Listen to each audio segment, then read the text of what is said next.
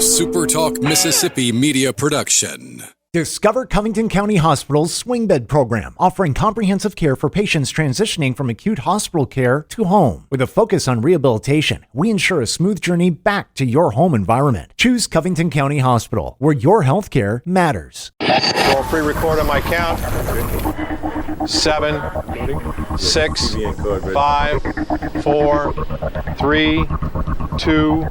Roll A, fade up on A.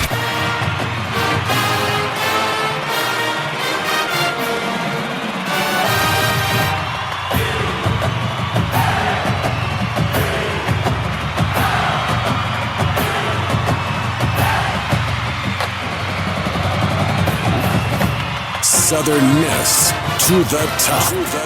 You're tuned in to the Eagle Hour.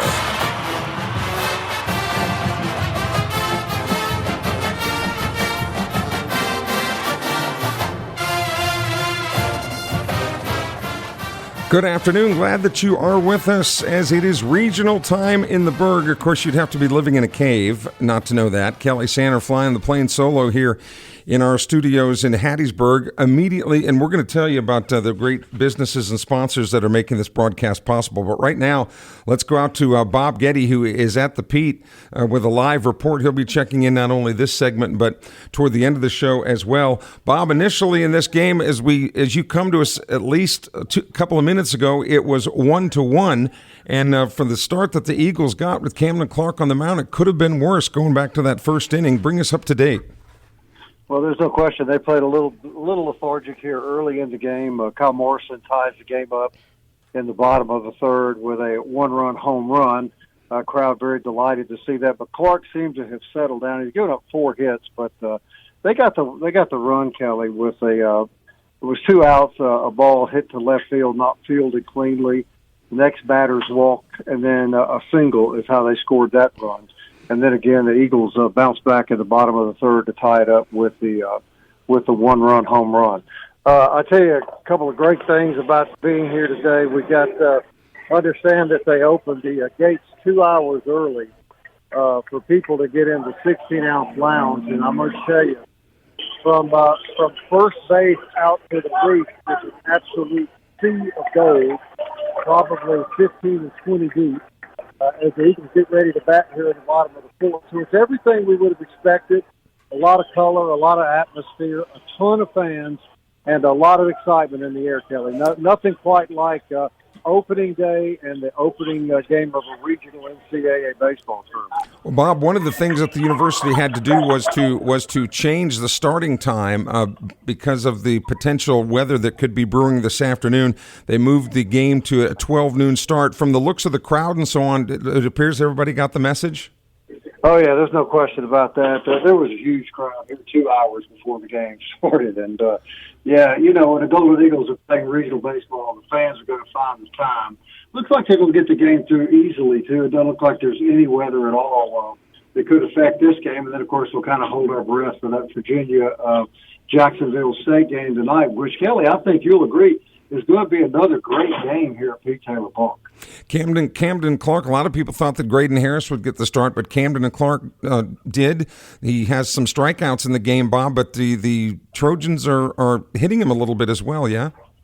4 hits. They're pretty scrappy. They remind me a lot of Troy. You know, they don't seem to have a lot of power hitters, but boy, they sure have some line drive hitters. But I think he's kind of settled down here the last inning and a half. And as you know, if he gets into a rhythm and gets his confidence up, he's almost unhittable. But right now, he looks solid, and the Golden Eagles have made no moves whatsoever at the bullpen. Well, when you get good pitching like has been seen so far from both of the teams in this game, a lot can happen in about the next 50 minutes or so, and you will be checking back with us toward the end of the show. Bob, thanks very much indeed for the update there, live from Pete Taylor Park, Game 1 of the regional series taking place out at Pete Taylor Park. And Bob, again, will be checking in with us a little bit later on. The sponsors who make this possible, the special regional coverage going back to Wednesday this week, includes Bokhoma Casino, First Bank, the Corner Market Food Stores, Royal Homes on Highway 84 West in Laurel, and Warren Asphalt Contractors. They were gracious enough to let us use their suite for our 2-hour broadcasts on Wednesday and Thursday.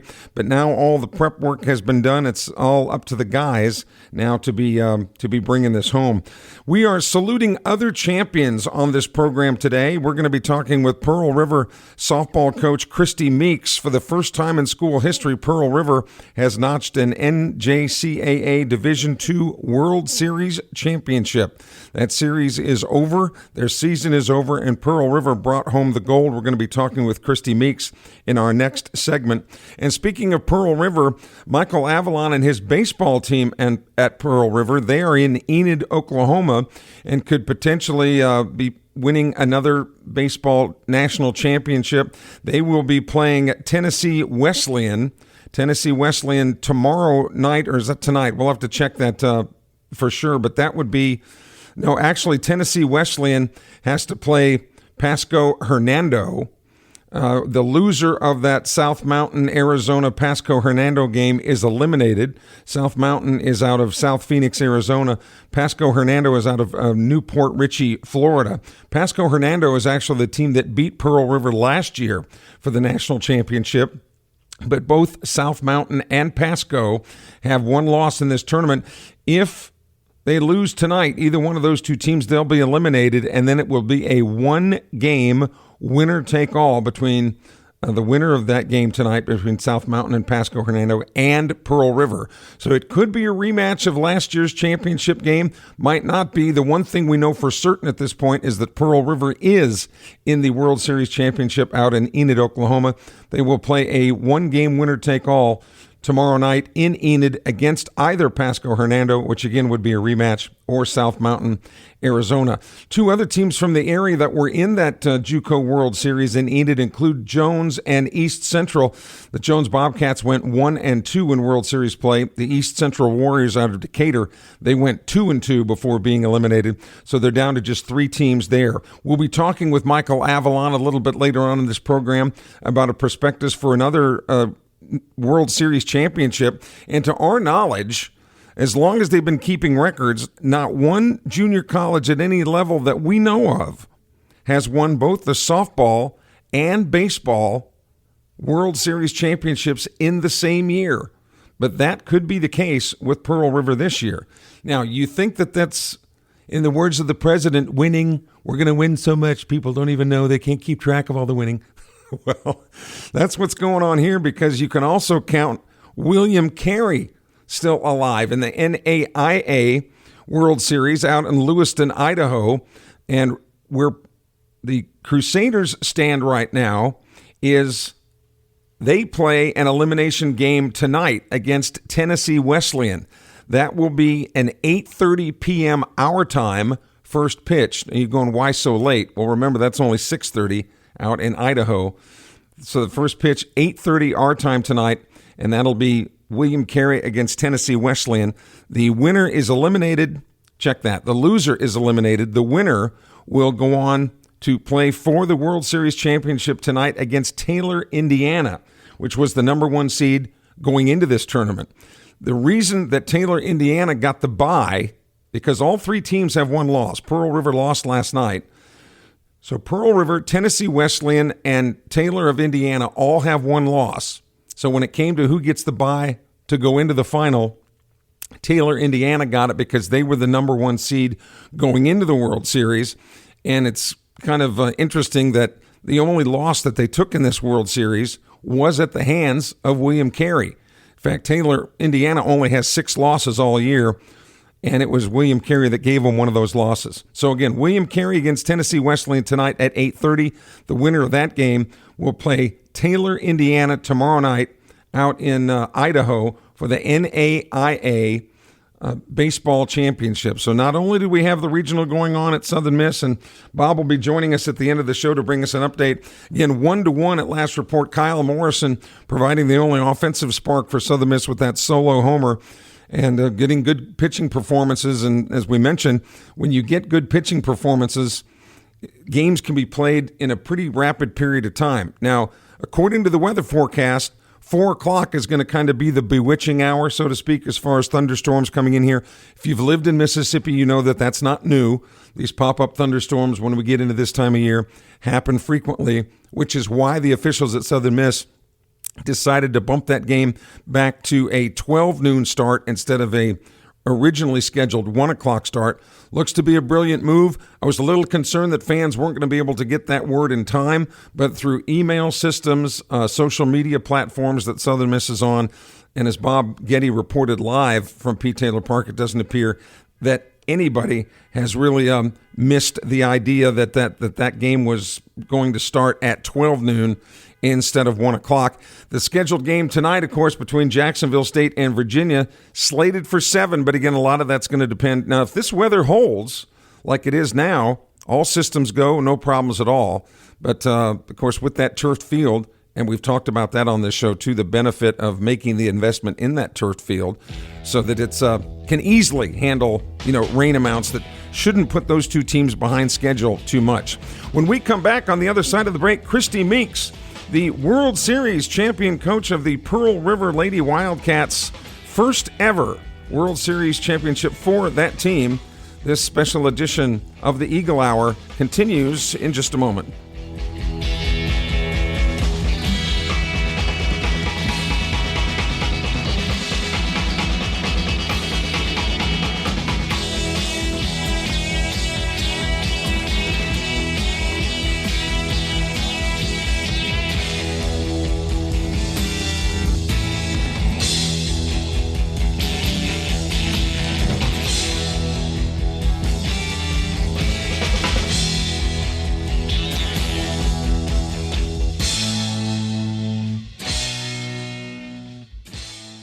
Big news from Robinson Electric Supply in Laurel. We've moved. You'll now find us directly behind our old building, right by Sawmill Animal Hospital. We're still your trusted electrical distributor, carrying everything from conduit to tape. And don't forget our full line of Milwaukee tools. Whether you're a contractor or a DIY pro, stop by the new Robinson Electric Supply at 1222 West 6th Street and see what's lighting up Laurel. Robinson Electric Supply. New location, same trusted service.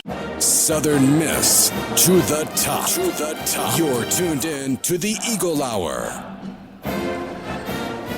Kelly Sander from the Southern Bancorp Studios in Hattiesburg. Bob Ghetti and Dima Mixon are at the baseball regional again at last report. Southern Miss in the 4th inning, and the Arkansas Little Rock Trojans tied at 1 apiece. Bob will be reporting back to us here a little bit later on in the program. We want to give a shout out to our other sponsors making this broadcast possible, including Dickey's Barbecue Pit. Hey, if you're going to the regionals this weekend and want to have a little get-together before or after, then don't forget to reach out to Dickey's. They can handle your situations, whether they're big or small. And Dickey's is always there to serve Southern Miss and you as well. And, of course, our friends at Fuzzy's Taco Shops right down there in Midtown. If there does happen to be a rain out or a delay of some kind, don't forget Fuzzy's. That's the place you want to hang out until games resume. Joining us now on our hotline is Coach Christie Meeks of the Pearl River Wildcat softball team. Coach Meeks, we congratulate you on a World Series championship. And do we know we've got our good research staff, but we can't come up with any information about any schools having both a softball and a baseball national championship in the same year, yet that could happen. We went through the baseball scenario, but congratulations to your ladies. You had to beat some great teams, including some teams that you knew a lot about going into the World Series. Now that things have begun to settle down a little bit, tell us how you're feeling and what's going on. I mean, what an unbelievable feeling, and what a great year this year. I'm so proud of these girls and everything that they accomplished. I mean, it was nothing shy of greatness for sure. Now, you played teams like Jones, who also went to the World Series, yes? And we did. Jones and Colin has been a great team, and you faced both of those during the regular season, but emerged among the best in the country. What was the difference, Coach Meeks, at the World Series? Maybe that or some things that you guys maybe didn't do quite as well as you needed to during the regular year. You know, I think the biggest difference is when you get to the end of your season, and we saw this in the regional tournament. When you get to the end of your season, that's when you hope to peak. And I genuinely believe that that's what this team did. It started in the regional tournament when we went undefeated in the regional tournament, and then, it turned around in the national tournament. And on a stage like that, the first game, they felt like that team being number 12 and we were number 5, that we were supposed to win. That this team was kind of naive in that, and so it's kind of like, okay, game 1 under our belt, great job, but what does game 2 look like? And when we had our backs up against the wall in game 2, and they pulled out of it and won, at that moment, I just saw something different in every one of their eyes, that the leadership that emerged, the difference, and they're like, okay, we're doing this, and we're about to do it really well. It's one thing, though, to say you're going to do it, but it's another thing to actually go and do it. And for a team that hasn't been to a World Series before, were you worried about them having, the big eyes and kind of maybe overwhelmed just a little at the national stage? Before the first game, those are always thoughts as a coach, like, are they prepared? Are we ready? Like, what are we doing, to continue to keep us prepared? And but once we were there, like I said, the leadership emerged. Our leaders didn't allow any game to be too big or too small. And it was let's get it done. There was no, well, what if we lose? Like, there was no thought process of that. They were like, let's go, let's win. There wasn't an option. We're going to throw it all in, and whatever the results are, but we know who we are. And I think that's the coolest part about the leadership that we had this year on this team.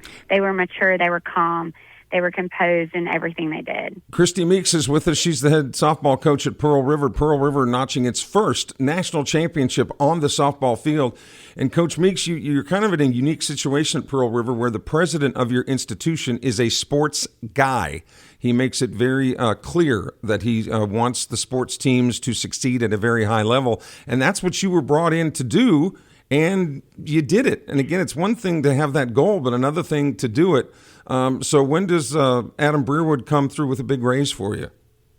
Well, I'll tell you this, the leadership starts at the top, and how amazing is it to have an administration that has your back the way that this administration does. I mean, Dr. Breerwood, Dr. Long, Coach Avalon, all of them, Patrick, all of them that have our backs down here, and it's a huge testament. I was just talking to somebody the other day. We have cheer who won a national championship. We've got soccer who's competing for it. We have MAC champions with basketball. We were able to win a national championship. Man, we are rooting so hard for baseball right now to be so we can go to spring sports, and have them win a national championship again. Like, it's just a testament to this administration and what they have done for us and what they continuously do. I'll tell you this, it is nothing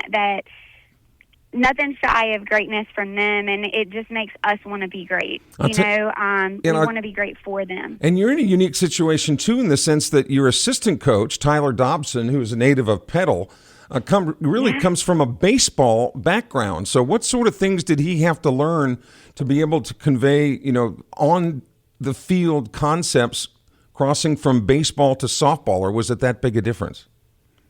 It really wasn't that big of a difference. Tyler does a phenomenal job with our outfield, and he works really hard with weight training for us. And then on top of that, like, he helps call pitches, and he helps with the approach at the plate and the stats of the game. He sees the game in a totally different light from being from baseball, very statistical, and kind of keeps my head on straight with stuff like that. I see things more of from a female perspective of, okay, this is the feel of the game. This is what we should be doing in these situations. And he kind of helps with the statistical part of it and the trueness of what the game does, and I think that's a really cool aspect to have and a good perspective to have on your staff no matter what. And a shout out to Tyler Dobson, because I had the opportunity to coach him as a 11 and 12-year-old, and I don't know that anybody has ever thrown a changeup like that guy did. I mean, he had a great one, so I'm glad to see that he is now giving back through his career,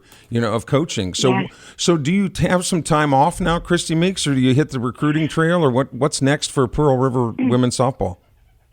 Yes, sir. So, someone sent me a text message. I genuinely don't even remember who at this moment because we had gotten so many, and it says, national champion today, defending national champion tomorrow. And out of all of the text messages that I read and the congratulations, that one hit me really hard because I remember a speech Nick Saban gave one time, and it was like, we're going to celebrate this tonight, and tomorrow I'll be in the office at 7 a.m.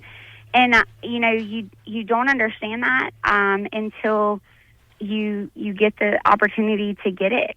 And they're right. So yes, we're on the recruiting trail. We're hoping to continue to work and to celebrate as we're working, to enjoy these moments as we are pushing for the next classes that come in, and just utilizing that as a blessing to be able to work now at a place that not only has a phenomenal administration, but a winning program, a national contender, and we want that to be every year. Very quickly, Coach Meeks, as we begin to wrap this up and put a bow on it, was there one aspect of, because you've always had good teams at PRC, but was there any particular aspect of this team that was deeper and better than maybe some of, not calling out individuals, but just groups of people, the pitchers, the defense, the hitters, whatever, that particularly put you over the top, you felt, this year? For sure, our pitching, having a staff, we had 3 pitchers on our staff that had over 100 strikeouts. And that's not normal. Usually in a JUCO setting, you have one pitcher that kind of carries a load, and for us to have 3 of them, that separated us a little bit. I also believe that the leadership on this team was what separated them. You could see a difference in their eyes. They were mature. They held other teammates accountable. If you weren't doing what you were supposed to be doing in the weight room, I didn't have to tell them. It was our leaders that said, hey, get it together. Like, we're working for something bigger, and it wasn't it wasn't about anything but just passion. Like, hey, we're all working. Come on, let's go. And I thought that was something that really separated this team from any other teams that I've had. Well, you're not going to get to enjoy it much because, like you said, now you've been the hunters. But now you are the hunted, right? And it is, it's like you said, the pitching staff have it that deep. You said that's unusual, but it's pretty unusual for any team to win a national championship, even though that is the goal. We congratulate you for that. We salute you, and nothing but the best. Thank you, Christie Meeks, for joining us on the Eagle Hour.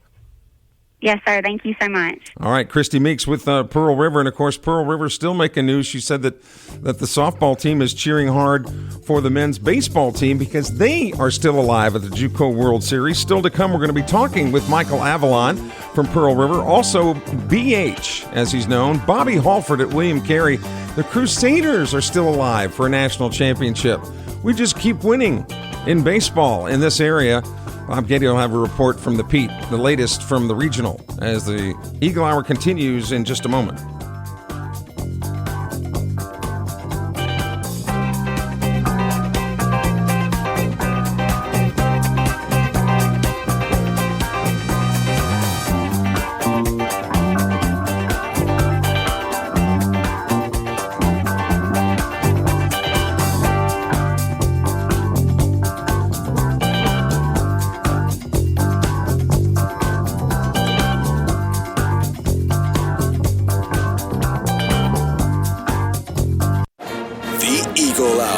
Southern Miss to the top. Well, I drew the short straw. So I'm in the studio today. Kelly Sander here at our Southern Bancorp studio. Bob Ghetti and Dima Mixon are out at the Pete. We'll be getting an update from Bob on the contest. There is good news tonight, as President Franklin Roosevelt used to say in his fireside chats. The Eagles are up 3-1. Bob will tell us how they got to that lead and how things are looking a little bit later on here in our program in about 20 minutes or so. Right now, let's go out to the great state of Idaho, where Coach Bobby Halford is in Lewiston. His William Carey Crusaders are getting ready to play Tennessee Wesleyan tonight. It'll be 8:30 our time, 6:30 out in Lewiston. Pearl River, Tennessee Wesleyan, and Taylor, Indiana all have one loss, but Taylor, Indiana got the bye to the championship game because they were the number 1 seed going into the tournament. By the way, the only loss they have in that tournament was put on them by the Crusaders. And 41st year head coach Bobby Halford joins us now from Idaho. BH, a lot of people said you guys didn't have the pitching, but it's been holding up, baby. Hang in there, a couple more games. Yeah, a few weeks ago we decided that, we're going to mix and match and that type thing, and started using some of our relievers to start games and started using guys as openers and this type thing, and so it's worked for us. Of course, we've been swinging the bats really well. And anytime you can do that, you got a chance to win. And so that's been our MO so far. And, hopefully tonight we can continue with that. I think what's cool about this story, there's a lot of things that are cool about the story of this year's Crusader team. But one, first and foremost, is probably that nobody expected this at the beginning of the year. They expected an above-average team, pretty good team. Carey always puts good teams on the field. But I don't think that a lot of outsiders looking in thought that that this was a team that could not only go to the World Series, but potentially win it. Well, in baseball, how it works. I mean, it's just teamwork, and it's just a chemistry sometimes that works, and guys know their roles and that type thing. And a few years ago when we were out here, a team, won it, Westmont, California, that on paper, you go, no, but those guys played the game the way it's supposed to be played. They never struck out. They moved runners.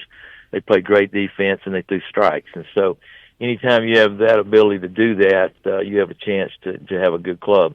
Well, this Tennessee Wesleyan bunch, very athletic. There's a lot of different things ways that they scare other people. What are the primary concerns with Tennessee Wesleyan as you face them tonight in a loser's bracket contest?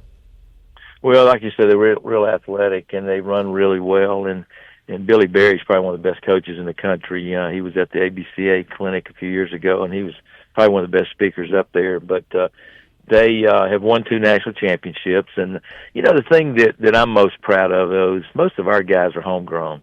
And a lot of these teams we're playing, there's not many kids from those places. Now to Taylor, I would say they're mostly Indiana kids. And right. One of the big reasons there's not any junior colleges. And so, it's a tough go for us right now, and with NIL and with all the junior colleges in the state of Mississippi. So I'm just proud that we have a lot of the local kids, or I say 150 mile, 200 mile radius Louisiana kids mixed in with some of the locals. And so that's kind of been something that's been, we've been proud of. Well, you whooped them once, and you might have to whoop them again, but we know that you can.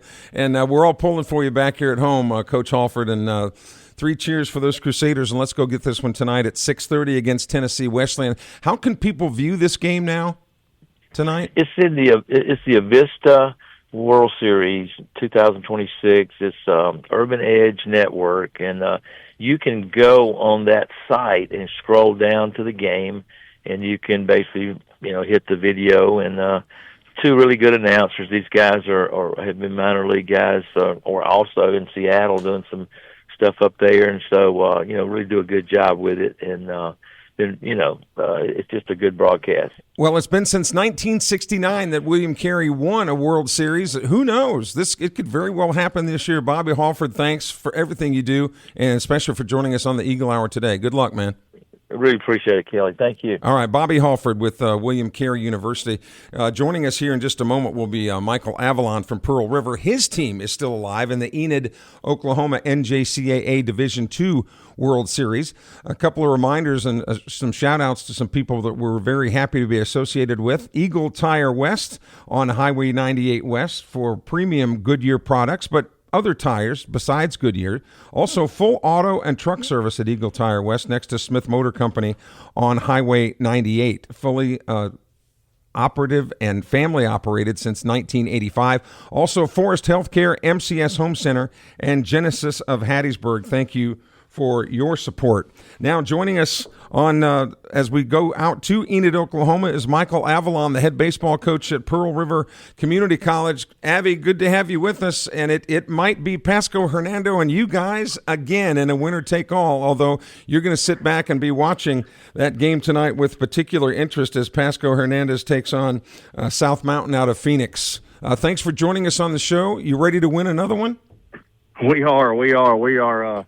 we're thankful we get a day off and a day to recover and make sure we're ready to go. Doesn't to us it doesn't matter who we play. We just thankful to be back in it this year, and hopefully we can finish it off this year. Not just Pearl River fans, but a lot of junior college fans don't like this bracket situation that you guys are in, because you guys are the only undefeated team in the field.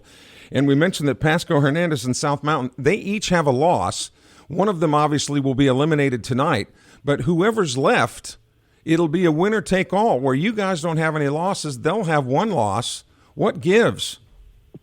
Yeah, it's a very weird bracket, which will change after next year. We go to a much more closer format that the NCAA uses, where we'll actually have 8 regionals or sub-regionals across the country that you'll have to qualify. You'll have to win that regional to get into the World Series, and it will only be 8 teams. So that'll clean things up a bunch as far as the bracket goes moving forward after next year in the 28 season. But for this year, it is what it is, and that's what I told the guys. I said, we can sit here and make up an excuse already. We're not worried about excuses. We're just thankful to have the opportunity, and it comes down to one game and a winner take all, and that's where you want to be. And fortunately, we put ourselves in that situation, and so now we just got to go out and hopefully play as well as we played here recently. Now, the guys cannot come back to campus and be outdone by the women, because they will never hear the end of it. They know that, don't they? That's correct. That's something that's been unbelievable, is watching our softball team win the national championship. And Coach Christie Meeks and I have both said for a couple years now that we want to be the king and queen of diamonds in softball and baseball. And so they've done their part, and now it's up to us to hopefully finish this thing off. And whether it's a familiar foe and Pasco or South Mountain, they're both very, very good teams, very talented, have scored a lot of runs in the tournament. A big thing for us, we're thankful we'll get 2 of our best pitchers back. That'll be full go. So we're in a really good position, and we just got to take care of it. Well, one of the things that people have been talking about with this Jacksonville State bunch that's at the regional with Southern Miss is that Drew Harrison and Nico Williams from your squad are headed to Jacksonville next year. Are every one of your guys, Coach, pretty much of your starting 9, 10, or 11, are they all committed somewhere at this point? Yeah, actually, Cal Culpepper's going to Jacksonville State as well, and okay. Every one of our sophomores has 4 years, 4-year offer. Most have all committed. I think we've got over, 12 going Division I, and a couple going, a couple end up at William Carey, and that's they've got a heck of a run going right now, and so they're going to a first class program with Coach Halford in that group, and but we're thankful that every one of our sophomores will have a chance to play at the 4-year level, and very proud of these guys for what they've been able to accomplish. Yeah, but 2 really good pitchers going to Jacksonville State. Wow. It would seem to me that talent cupboard up in Jacksonville is going to be full for a long time to come, and it looks like that this talent corridor between Poplarville and Jacksonville is pretty healthy right now. Yeah. Well, and it's one of those things that when you go through the recruiting process with these guys, everybody has different needs and fits, and of course. Me personally, I love to help the in-state guys as much as I can. Sure. Obviously, being from Mississippi, coaching in Mississippi, and how good baseball is in Mississippi. But it's part of it. And these guys have, those guys have needs that they need to fill, and our guys have certain things they're looking for. And so I just want guys to go where they feel best and where they feel like it's the right fit for them and their families, and where they're going to have the chance to get a degree and also have a good playing career. So very, very thankful for all the opportunities. Well, none of these schools are taking a risk on any Pearl River players. That they've been coached well, and that speaks well of you and your staff. And now you're having to wear the dual role. It's not only being the head baseball coach, but athletic director as well. The Wildcats get tonight off, and then it's a winner-take-all tomorrow night against either South Mountain out of Phoenix, Arizona, or Pasco Hernando out of Newport Richey, Florida. And that'll be an evening game tomorrow night, Coach, in Enid? That's correct. It'll actually be 95 degrees here tomorrow, so we're thankful to be playing at 7 o'clock. And, it was been 80, 82 most of the week, and all of a sudden today it's jumped up to 90, and tomorrow it'll be 95. So Coy Clements and the group, we'll welcome playing at 7 o'clock. It'll be our first night game up here this week. And that's the catcher, of course, that we're talking about, a little bit cooler. Well, personally, I hope it's Pasco Hernando and that you guys can return the favor that they gave to you last year. But either way, continued success, Coach Avalon. Bring it home. Thank you, and appreciate you having me. And and roll, River, roll. There you go. Michael Avalon, the head baseball coach at Pearl River. My gosh, where has this time gone? Well, we've got a little bit more. In fact, we're going to be checking in at Pete Taylor Park in just a moment. Bob Ghetti will have the very latest from the regional game between the Golden Eagles and the Trojans of Arkansas Little Rock next.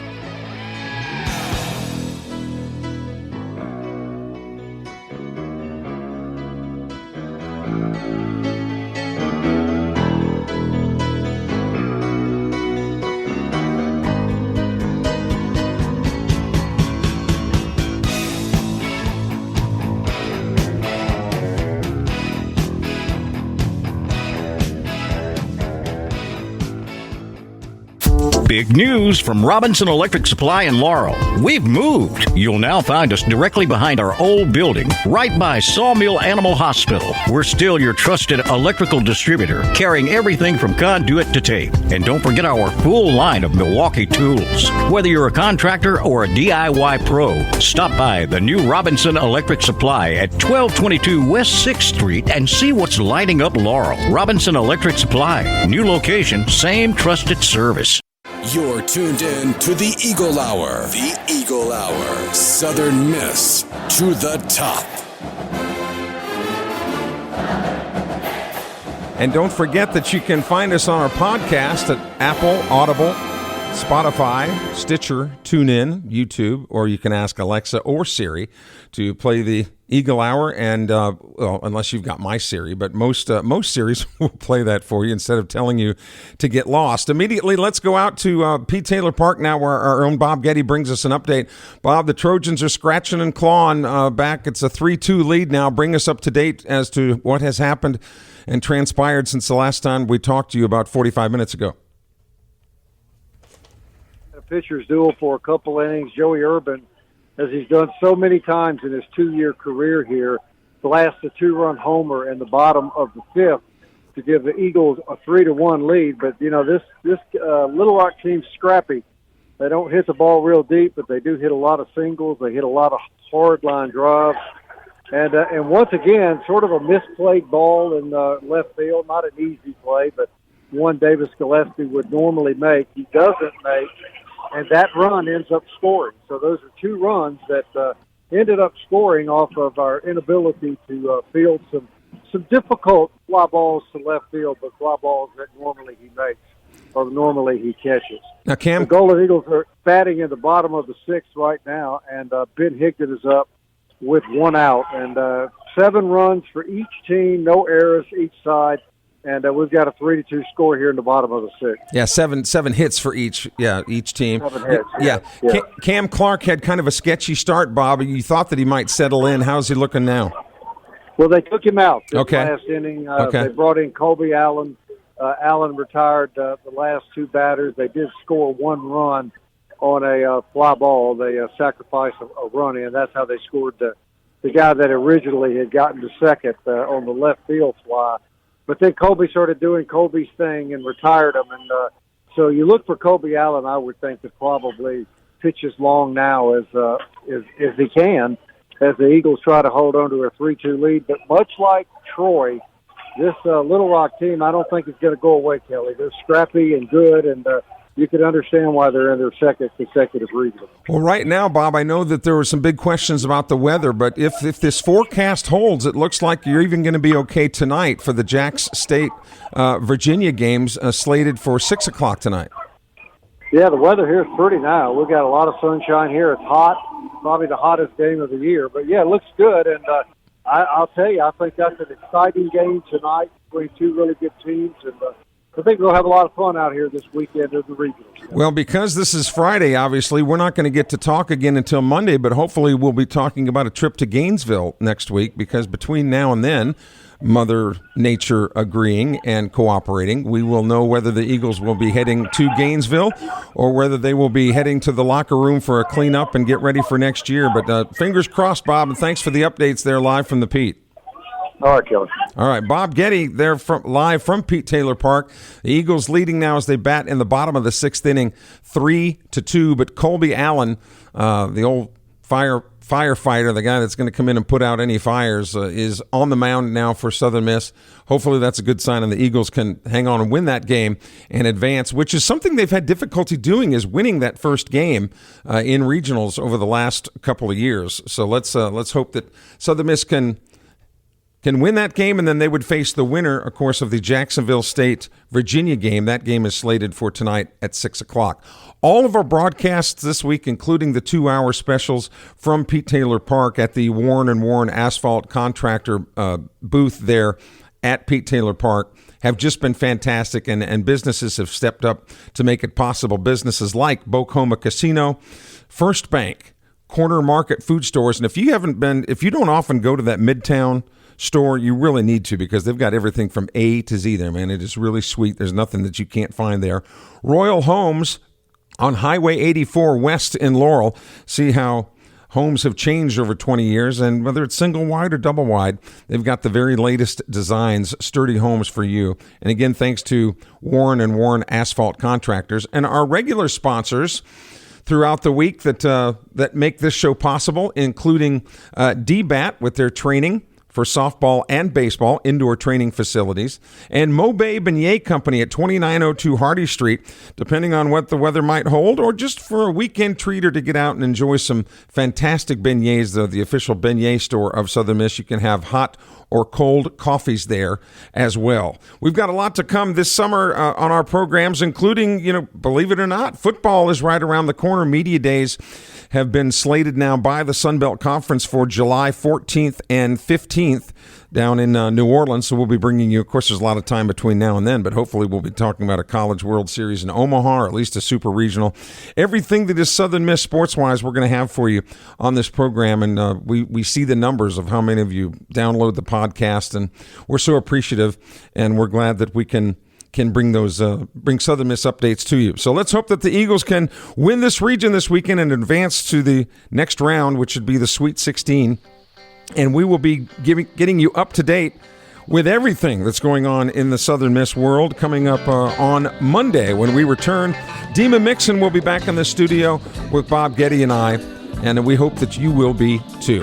Until then, thanks for joining us, and as always, Southern Miss to the top. On slipping into the future. Time keeps on slipping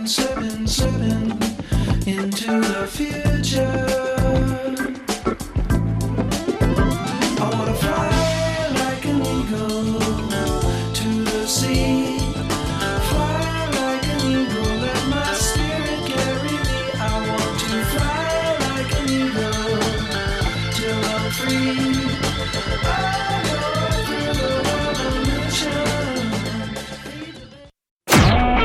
A SuperTalk Mississippi media production.